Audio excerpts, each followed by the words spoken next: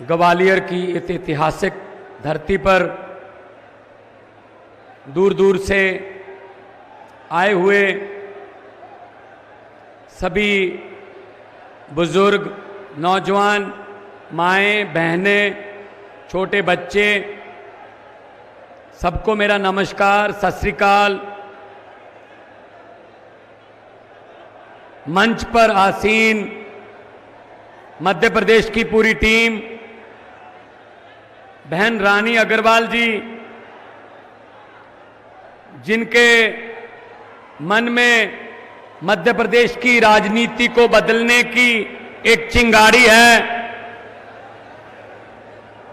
पूरी मध्य प्रदेश की हमारी ओहदेदार, पदाधिकारी, वॉलंटियर वर्कर्स, जिन्होंने दिन रात मेहनत की इस फंक्शन के लिए, पर्दे के पीछे भी जो बहुत से लोग हैं, मैं उनका सबका आभार व्यक्त करता हूं, धन्यवाद भी करता हूं। मंच पर आसीन देश की राजनीति को एक नई दिशा और नई दशा देने वाले माननीय मुख्यमंत्री दिल्ली और माननीय आम आदमी पार्टी के नेशनल कन्वीनर श्री अरविंद केजरीवाल जी, जिन्होंने मन में सोचा कि बड़ी बड़ी कुर्सियां तो मिल गई, बड़े पद भी मिल गए, पढ़ाई लिखाई की, उच्च शिक्षा प्राप्त की, अफसर भी बन गए, लेकिन मन में एक प्यास थी, मन में एक तृप्तता थी कि कुछ करना है। इस कुर्सी पर बैठकर तो बहुत से लोग चले गए, मैं भी चला जाऊंगा। उन्होंने अपने मन में यह धारा कि ये जो सिस्टम है इसको बदलना है, और उसी दफ्तर में वो अफसर थे, उसी दफ्तर में अफसरी से इस्तीफा देकर दफ्तर के बाहर एक कुर्सी लगाकर बैठ गए। आने जाने वाले लोगों को बोलते थे, अंदर कोई रिश्वत मांगे तो मुझे बता देना बस। उस प्यास को लेकर उन्होंने छोटा सा काफिला शुरू किया रामलीला ग्राउंड से। काफिला बढ़ता गया, लोग जुड़ते गए, जैसे आप मध्य प्रदेश में जुड़ रहे हो, लोग जुड़ते गए, देश को प्यार करने वाले लोग जुड़ते गए।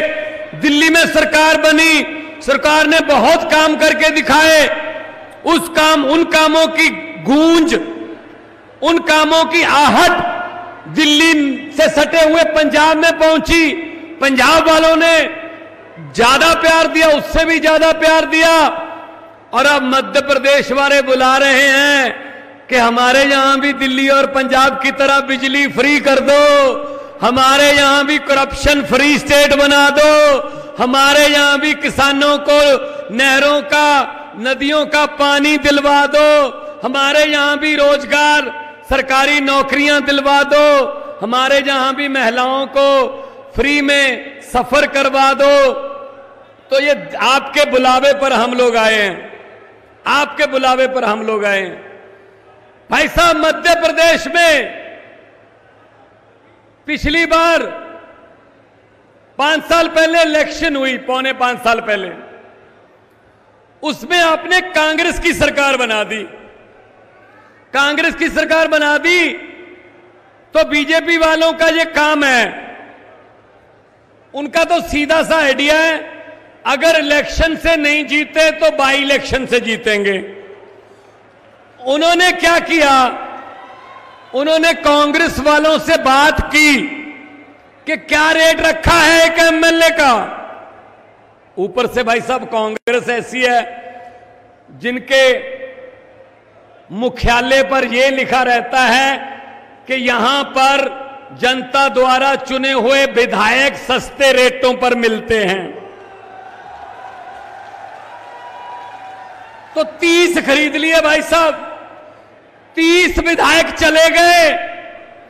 मैं मध्य प्रदेश की जनता से आज पूछना चाहता हूं, आप लोगों ने लाइन में खड़े होकर वोट डाले, आपने किसी उम्मीद से बटन दबाया, किसी एक विधायक की बात छोड़ दो, उसके किसी पीए ने या उसके किसी छोटे से जो वॉलंटियर, जो आपके पास कांग्रेस का वॉलंटियर वोट मांगने आया था, उसने आपसे पूछा कि हम उधर चले जाएं या इस्तीफा दे दें? एक बंदा हाथ खड़ा करके बता दो भाई साहब। आपसे पूछा कि हम लोग बीजेपी की तरफ जा रहे हैं? नहीं पूछा। तो भाई साहब ऐसी पार्टी को वोट देने का क्या फायदा हुआ जो आपकी वोट बेच देती है यार? आपका वोट बेच दिया वहां पर कि हम विधायक हैं जी, हमें इतने लाख दे दो, हम इस्तीफा दे देंगे, बाद में बाई इलेक्शन कराओ, बीजेपी की सरकार आ गई।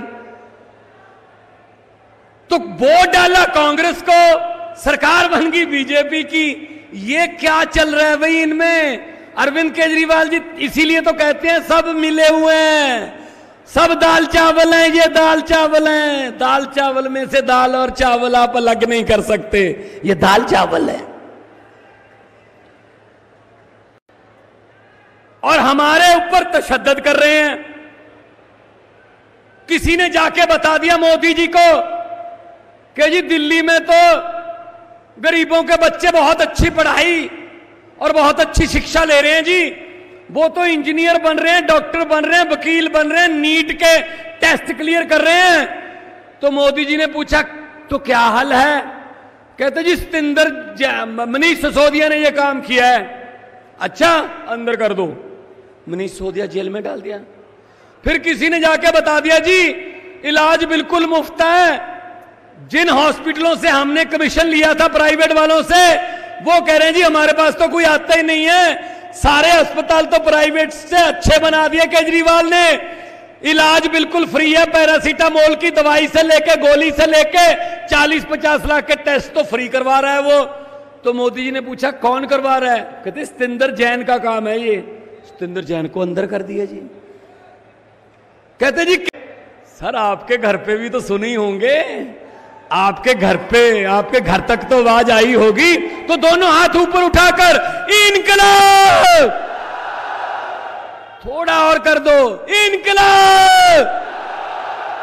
तो इनको हम कहना चाहते हैं कि हम वो पत्ते नहीं, हम वो पत्ते नहीं जो शाख से टूटकर गिर जाएंगे। आंधियों को कह दो अपनी औकात में रहें, अपनी औकात में रहें। यह आम आदमी पार्टी है, यह अरविंद केजरीवाल की पार्टी है, यह किसी और मिट्टी के बने हुए लोग हैं।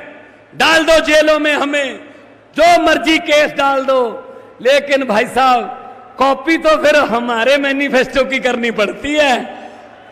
कॉपी कर रहे हैं ना।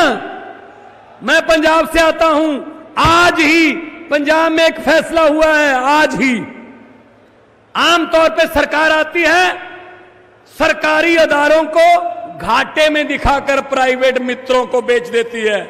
जैसे एयरपोर्ट बेच दिए, सी पोर्ट बेच दिए, रेल बेच दी, भेल बेच दी, LIC बेच दी, घाटे में है, अपने मित्रों को बेच दो।